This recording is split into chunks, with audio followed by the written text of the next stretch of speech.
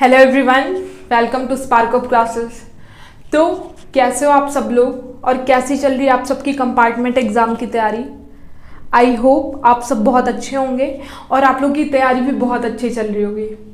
And I know आपकी chemistry की classes में बहुत ज़्यादा गैप हो गया है, जिसके लिए आई एम सॉरी।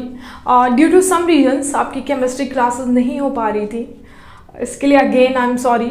बट अब से आपकी क्लासेस जो हैं कंटिन्यू चलेंगी। एंड आज हम इस वीडियो में डिस्कस करने वाले हैं इनऑर्गेनिक केमिस्ट्री का एक इम्पॉर्टेंट चैप्टर, जो कि हमारा कोऑर्डिनेशन कंपाउंड्स। अगर हम इसके वेटेज की बात करें आपके एग्जाम में, तो ये आपका अच्छा खासा वेटेज वाला चैप्टर है, इसलिए आप इसको ध्यान से पढ़िएगा, क्योंकि ये आपका इनऑर्गेनिक केमिस्ट्री का कंसेप्चुअल चैप्टर है। इसमें आप चीज़ें रट नहीं सकते हो। ओके, तो चलिए हम अपना टॉपिक स्टार्ट करते हैं। तो पहला जो हमारा केमिस्ट्री में कोऑर्डिनेशन कंपाउंड्स में पहला जो टॉपिक है वो है हमारा एडिशन या फिर मॉलिक्यूलर कंपाउंड्स। अब ये एडिशन या मॉलिक्यूलर कंपाउंड्स होते क्या हैं? तो अगर हम बात करें इनकी, तो आप सबने सॉल्ट्स के बारे में तो सुन रखा होगा। अब सॉल्ट्स क्या होते हैं? तो देखिए, जब हम एसिड प्लस बेस की रिएक्शन कराते हैं तो क्या फॉर्म होता है? Water plus salt. तो देखिए, अब जब हम किन्हीं दो सॉल्ट्स को मिलाएंगे और उसको हीट करेंगे, देन उसको जब वेपराइज करके ठंडा करेंगे, तो हमारे जो क्रिस्टल्स फॉर्म होंगे उनको हम बोलते हैं एडिशन या फिर मॉलिक्यूलर कंपाउंड्स। क्या हुए हमारे एडिशन या फिर मॉलिक्यूलर कंपाउंड्स? जब किन्हीं दो सॉल्ट्स को मिलाकर उनको हीट करने के बाद वेपराइज किया जाता है, देन ठंडा होने पे जो हमारे क्रिस्टल्स फॉर्म होते हैं उनको हम बोलते हैं मॉलिक्यूलर या फिर एडिशन कंपाउंड्स। ठीक, अब आपका एग्जाम थ्योरी बेस्ड होता है, तो अब आप इसकी डेफिनेशन लिख सकते हो। देखिए, इसकी डेफिनेशन क्या है एडिशन कंपाउंड्स की? When two or more salts are mixed together and stand for some times, after vaporization some crystal are formed, are called as addition compounds. क्या हुई? When two or more salts are mixed together and stand for some times, and after vaporization some crystal are formed, are called as addition compounds. I hope इतनी चीजें आपको समझ में आ गई होंगी। अब चलिए हम आगे बढ़ते हैं। अब देखिए, हमारा जो एडिशन या फिर मॉलिक्यूलर कंपाउंड्स होते हैं वो दो तरह के होते हैं। पहला हमारा डबल सॉल्ट्स होता है और सेकंड जो है हमारा कोऑर्डिनेशन कंपाउंड्स या फिर कॉम्प्लेक्स कंपाउंड्स, जिसके बारे में हम इस चैप्टर में डिस्कस करने वाले हैं। अब पहला जो हमारा कंपाउंड है वो है डबल सॉल्ट। अब आप सबने पोटेशियम या फिर मोहर सॉल्ट्स के बारे में तो सुना ही होगा। तो देखिए, हमारा पोटेशियम क्या होता है? पोटेशियम K2SO4.Al2SO4 का होल थ्राइस डॉट 24H2। ठीक, ये हुआ हमारा पोटेशियम। तो देखिए, जब हम इनको जो हमारा जो सॉल्ट है, जब हम इनको फिर से पानी में मिलाएंगे या फिर आयोनाइज करेंगे, तो क्या होगा कि इनके जो आयंस हैं, जो आयंस इनमें प्रेजेंट हैं, वो जो है पानी में मिलाने पे ये जो है जितने भी आयंस इसमें प्रेजेंट है वो सबका पॉजिटिव टेस्ट देंगे। अब हमारा जो पोटेशियम है उसमें कौन कौन से आयंस प्रेजेंट है? तो पहला हमारा है potassium K+SO4 2 negative and Al3 positive. अब जब हम इसको पानी में घोलेंगे या फिर आयोनाइज करेंगे, तो क्या होगा कि अपने सारे आयंस में टूट जाएगा और हमें किसका टेस्ट देगा? पोटेशियम का देगा, SO4 2 नेगेटिव का देगा, प्लस एल्युमिनियम आयन का देगा। ठीक, वहीं पे अगर हम कोऑर्डिनेशन कंपाउंड्स की बात करें, अब हमारे कोऑर्डिनेशन कंपाउंड्स कैसे फॉर्म होते हैं?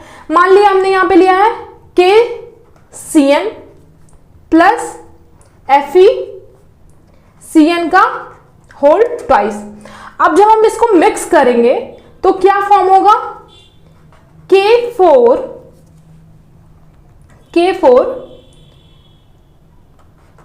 FeCN का होल 6 और ये ब्रैकेट में बंद। अब देखिए, अब जब हम इसको पानी में घोलेंगे तो क्या होगा, ये हमारा जो पोटेशियम है वो टूटेगा 4K पॉजिटिव और प्लस जो ब्रैकेट वाली चीज है वो एज इट इज रहेगी हमारी,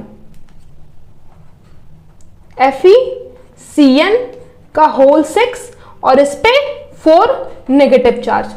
तो देखिए यहां पे क्या हुआ कि जितने भी आयंस इसमें प्रेजेंट है उन सब ने अपना पॉजिटिव टेस्ट नहीं दिया।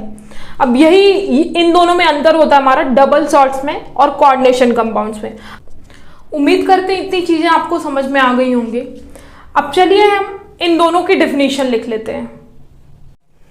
अब देखिए अगर हम डबल सॉल्ट्स की बात करें तो these are the addition molecular compounds which are stable in solid state but dissociate into constituent ions in the solution। क्या हुआ, these are the addition molecular compounds which are stable in solid state but dissociate into ion in the solution।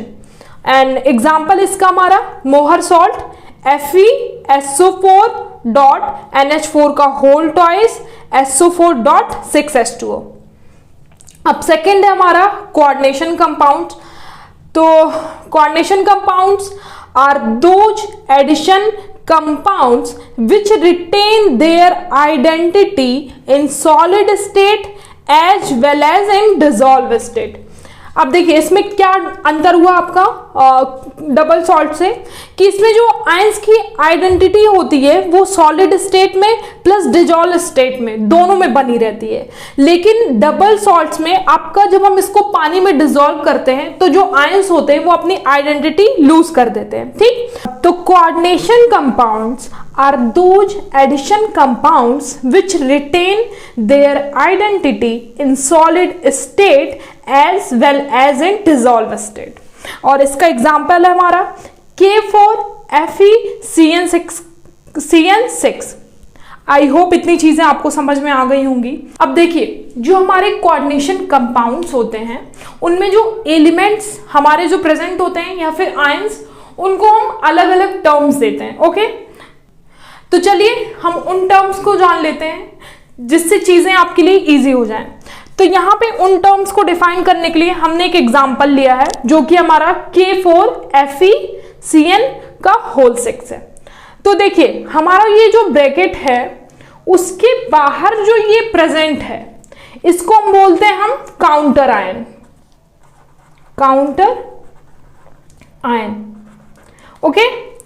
अब ये जो पूरा होता है, ये पूरा स्फीयर होता है हमारा, इसको बोलते हैं हम कोऑर्डिनेशन स्फीयर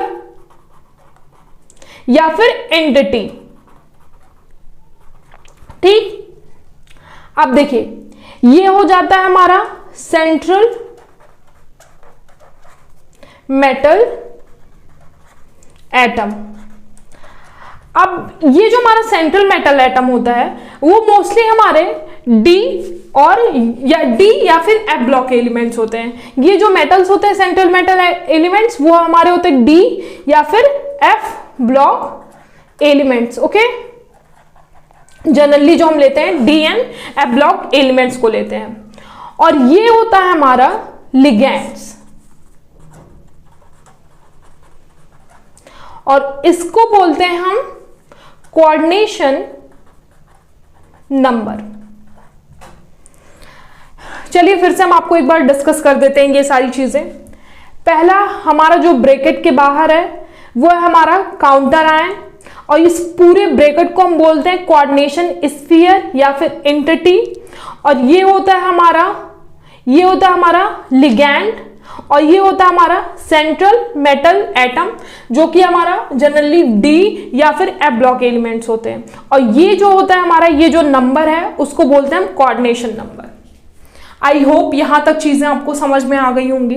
अब इसी के साथ हम मिलते हैं आपसे नेक्स्ट वीडियो में। Thank you.